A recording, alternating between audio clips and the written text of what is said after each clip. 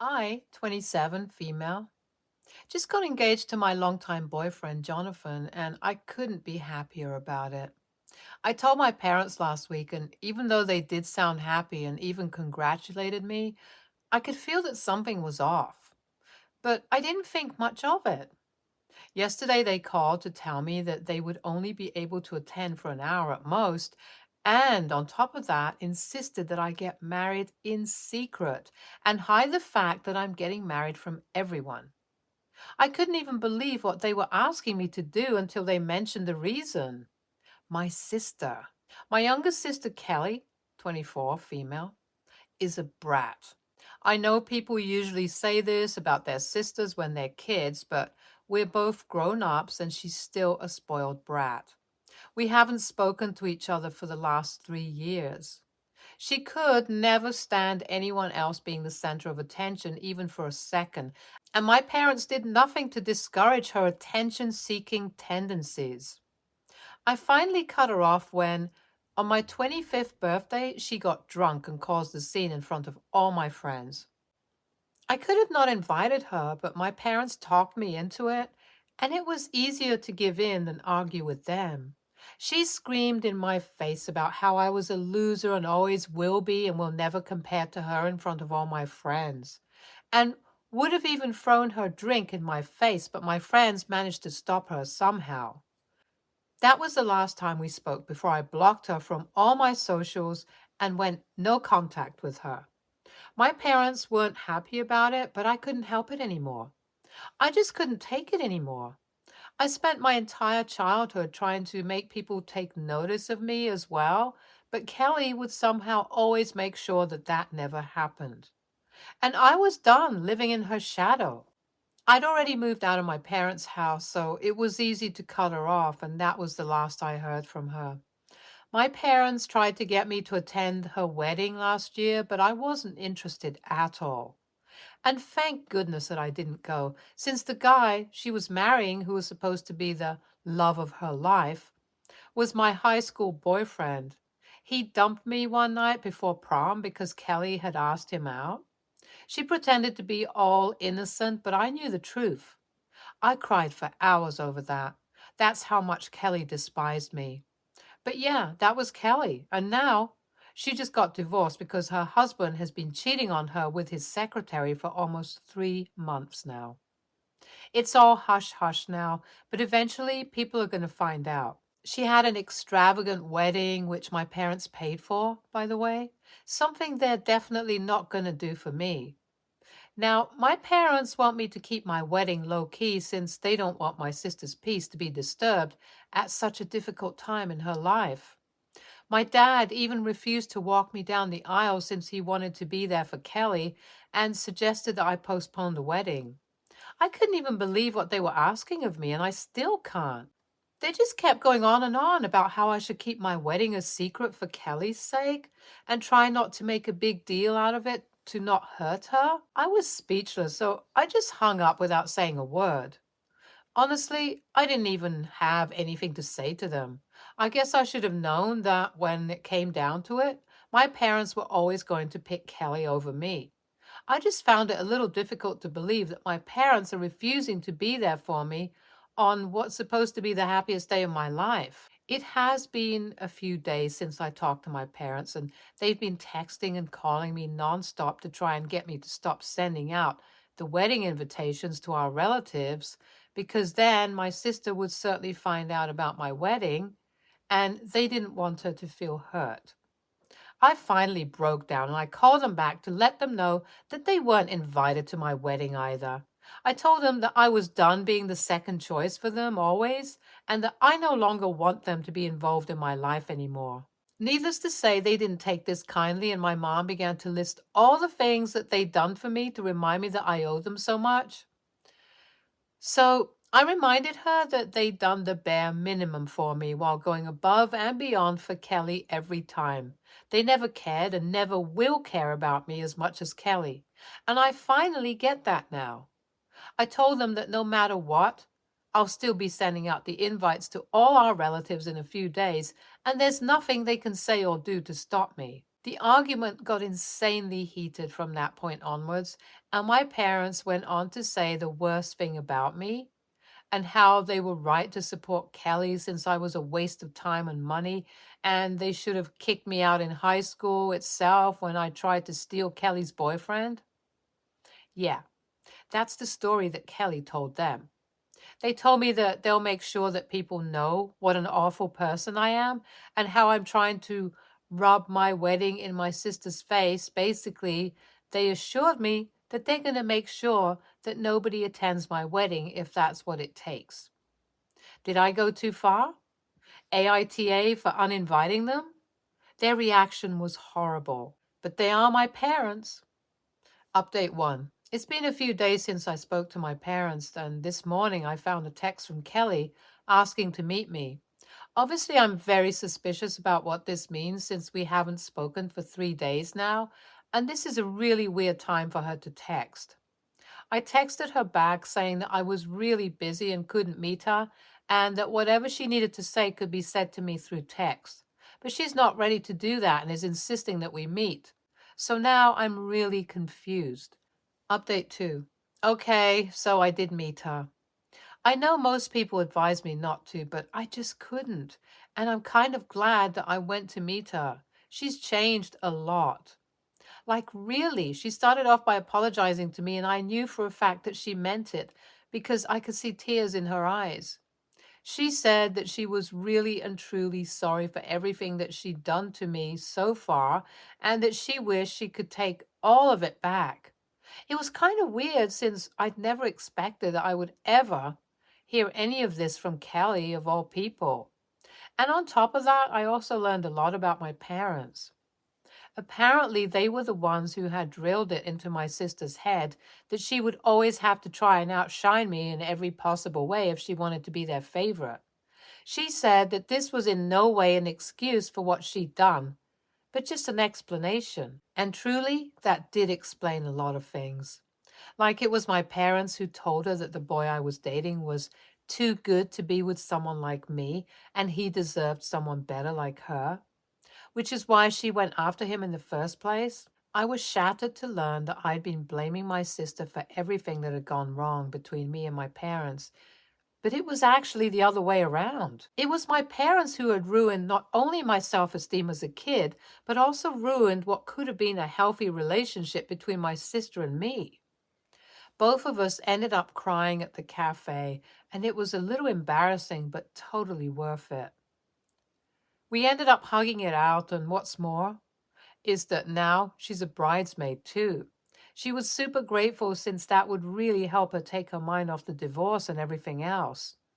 Boy, I can't wait to find out how my parents react to this. Update 3. Okay, last update here. I'm a married woman now. I know this update has been long overdue, but I've just been so caught up with the wedding that I couldn't find the time to post. The wedding was everything that Jonathan and I ever dreamed about, and I couldn't have been happier. And no, my parents didn't attend, but they did try to sabotage it by telling all my relatives about what an awful person I was and how this marriage was just a sham to put my sister down. But thankfully, I didn't even have to say anything in my defense since this time Kelly herself cleared everything up. She wrote a long post and put it up on social media for all our relatives to see, where she talked about how it was our parents who were responsible for always pitting us against one another and creating this horrible rivalry between us. Of course, Mom and Dad were mad, but there was nothing much they could do except scream at us on the phone since both of us had gone no contact with them. So my relatives did end up attending our wedding and even told us that we'd done the right thing by cutting them out of our lives, and that most of them had done the same as well, since what they'd done was truly messed up. Kelly and I are slowly trying to rebuild our relationship and make up for all the lost time. Jonathan, who had been my rock throughout all of this, is also happy now I don't speak to my parents, since they would never miss an opportunity to put him down either. Basically, all of us are better off now that we don't speak to my toxic parents anymore. And I'm glad that I cut them off. They don't deserve me or Kelly. I'm finally happy now. NTA, your parents are crazy. I can't believe someone would put their own daughters through something like this. I mean, seriously, this was so messed up. I feel bad for you as well as your sister. Your parents truly are the worst. Good for you that you went no contact, OP. You guys deserve better, and best wishes for you and Jonathan.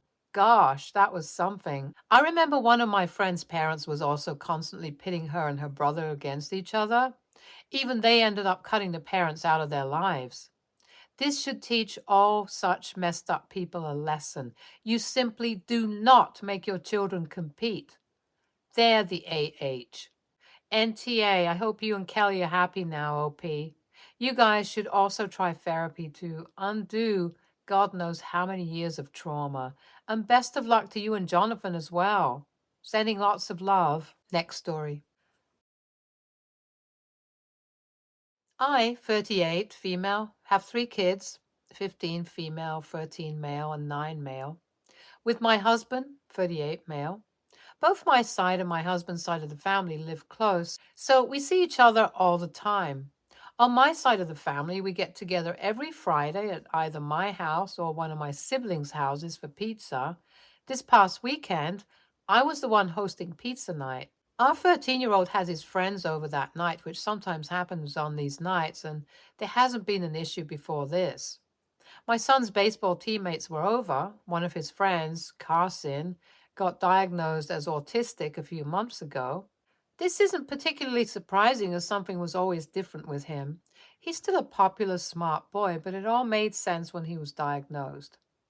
My son and his friends are very confident in themselves, including Carson. And Carson's new special interest after baseball is his autism. Carson believes his autism makes him who he is. He is insanely smart, helps my son and his friends with homework, and he can tell you anything about baseball. Carson, my son, and his friends also like making jokes about themselves. One of his friends is gay and jokes about his sexuality. My husband and I have made sure to talk to the boys about knowing what is and isn't appropriate to know their boundaries. Carson will make jokes about his autism, usually directed at mocking what he believes are ableist parents, mocking anti-vaxxers, etc. Carson was upstairs with my son and their other friends before my husband and I got home. We had the family come over after school, work, and when pizza was ready, everyone came to the kitchen and dining room. Carson had a shirt on that said, "I love someone with allism." Allism is apparently a word autistics uses for people who aren't autistic. We all sat down and my sister made a comment about the shirt. My sister and her husband have a severely autistic son. He's 15 and can't do much on his own. My sister asked what the shirt meant and said it wasn't funny. It started escalating there with my son and his friends getting rowdy. Carson then said something about not being a burden, to which my sister said, "For some of my friends, their children's autism are burdens. Their children are burdens." At that point, I screamed at everyone to shut up and told my sister and her husband to leave. Since then, tensions have been pretty high, and we don't even know if there will be a pizza night next week. My sister and her husband have only dug their heels in their position. My son is very upset and cried to us about how his aunt could see someone like Carson, a longtime friend, as a burden. Most of my family is siding with my sister, saying that children should respect their elders, and said Carson is full of himself. My son is still very hurt by those comments, and I feel like he has a right to be, and haven't apologized to my sister. AITA? NTA, your sister got into a shouting match with a 13-year-old about a snarky shirt. She has a severely autistic child and doesn't know what allistic means. To me, it sounds like she's got a morality complex about raising such a burden, and Carson directly challenged it. It's exactly what the shirt was meant to do, and she got hooked. She's ableist and deserved to be called out. Edit. Okay, allistic is less common than I thought, but the rest stands. NTA, and thank you for standing up for us. My parents scapegoated me because I was so difficult a baby. And turns out I am autistic. Your sister sees her kid as a burden, just like my parents, and tried to project that feeling onto Carson. I'm glad you put your foot down with her. Thank you. NTA, your grown ass sister picked a fight with a 13-year-old boy, and she doesn't even have a good argument. He has autism and he's allowed to express his feelings around it. If she has such an issue hearing others' opinions on this, then she needs a good therapist to vent to. What she doesn't need to do is attack a 13-year-old who has newly been diagnosed and who is navigating what that means to him. FFS. Next story. For context, my son, Elijah, is 23 and lives at home partially due to a physical disability. He's currently taking classes online to earn a business degree. He has been with his current and first-time girlfriend, Tanya, 24, female, for 2 years. Tanya is also in college and goes to a local brick and mortar. As I understand, a few months ago, Tanya gave my son a brand new Xbox Series X, which was a bit odd to me. It's important to note, as Tanya's birthday approached, I gave Ellie $200 to put towards a decent gift for her since she randomly gave him something expensive. Fast forward a few weeks and Tanya abruptly stopped coming over. They are adults, so neither my wife nor myself pressed him as to why. Eventually, Tanya calls my wife to explain that Eli is refusing to return her Xbox. She was a bit confused. Tanya said they didn't break up, but had a fight before she asked for the Xbox back. She also claimed it was never a gift. We spoke to Eli. He assured us it was absolutely a gift, as it was even wrapped. I felt they needed to figure things out on their own. Last weekend, Tanya came over and approached me in our garage. My son and wife weren't home at the time. She had explained everything and then handed me her phone to read their text history. To summarize, one of Tanya's 3 roommates stole from her. 2 days later, the Xbox she had purchased was delivered. Fearing it would get stolen, she asked my son to hold on to it for safekeeping until she found a new place to live. As a direct quote, I haven't even opened it yet, just sucks. I'm living with a thief. When I come over, let's set it up so at least you can use it. He acknowledged everything she had said. Aside from the entire Xbox ordeal, the more I read, the more livid I became. The things my son said to her, speaking to her in such an extremely condescending manner, I was mortified. This is not the son I raised. I took her into his room and packed up the Xbox. I was in shock to learn about this side of my son I never knew existed. I was asking questions and learned the fight started after he forgot her birthday.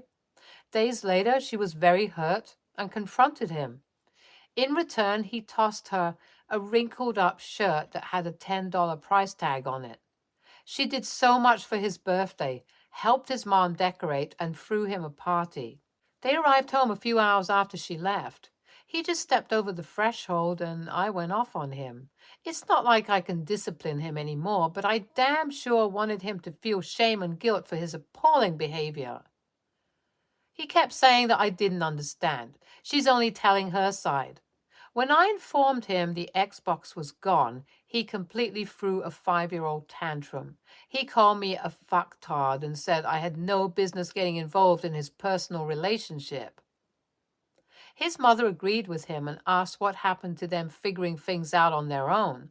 Legally, she could have just gotten the law involved. 3 days later, he put a keyed lock on his door. AITA?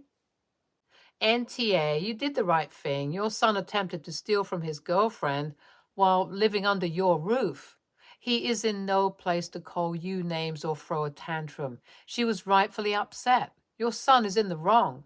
Your wife is enabling his behavior, which is something you two should communicate with each other about. ETA. If they're adults who can figure it out on their own, then they should act like it. Your son is acting like a kid. Perhaps he should be treated like one in this scenario. If he can't act like an adult at the age of 23, It may be necessary for you to get involved so he can take some accountability for his actions before it turns into a lawsuit. NTA, you had stayed out of it until Tanya came over and talked to you directly. On top of it, she showed you the text exchanges between her and your son. I would tell him to remove the lock from his door. If he doesn't pay rent, then that room is still yours. Next story. Throwaway. I, 22, male, work at a sandwich shop. My co-worker Chris, 27, male, started working there a few months ago after he was laid off from his last job. It really has sucked for him. He loved that job, and after losing it, he had to delay his wedding and move back in with his dad. When we hired him, my boss at the time made it clear that he was going to try and promote him first due to the situation, and Chris got his promotion and has been working as a shift supervisor for a few months while he looks for a new role. I get Chris is really bummed about the whole situation. It's very frustrating, but he has a temper. When something gets him off, he tends to blow up a little. Usually it's pretty private, but I've heard him get really short with other people we work with. Last week I was closing up shop with him and a woman came in about 10 minutes before closing. Chris was taking her order and I heard him start ripping into her. She walked out looking like she was about to cry and Chris was sneering. I asked him what that was all about, and then he started yelling at me about how he's the manager and I don't get to tell him what to do. I stomped back to the office and I got to work doing some cleaning when I felt a hand on my shoulder and turned me around.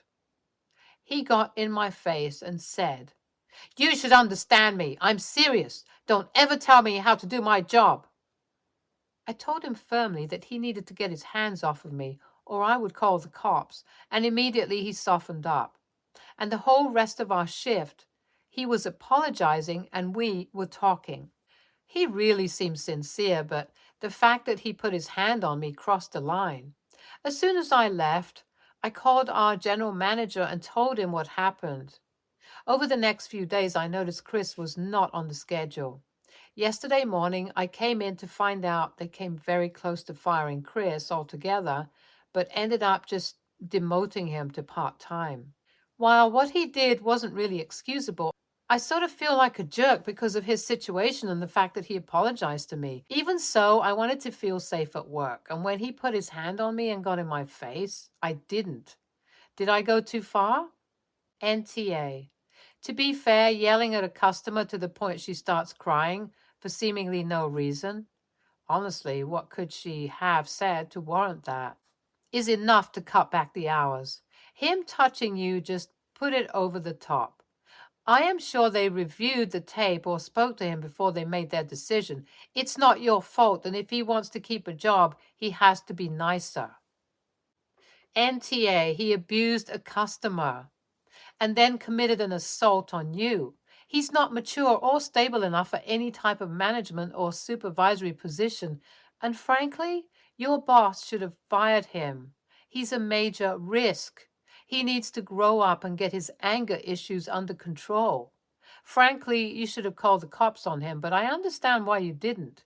He's reaping the consequences of his own actions, so don't let anyone guilt you, especially not him. RO1. Before he became a manager, he and I actually got along really well. I'd never seen him like this until he got promoted. It seems to me like the power kind of went to his head.